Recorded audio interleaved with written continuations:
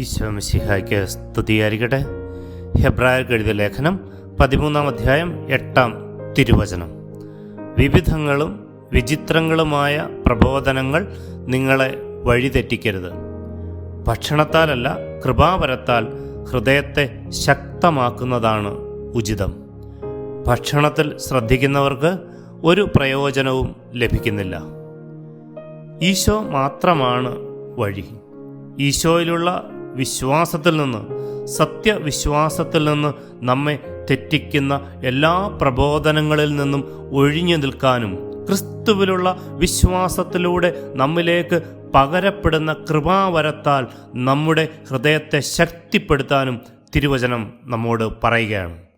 പ്രിയപ്പെട്ടവരെ, അബദ്ധ പ്രബോധനങ്ങളുടെയും ഐതിഹ്യങ്ങളുടെയും പിന്നാലെ പോകാതെ ക്രിസ്തുവിലുള്ള വിശ്വാസത്താൽ ഹൃദയത്തെ കൃപാവരത്താൽ ശക്തിപ്പെടുത്താം. ആമീൻ.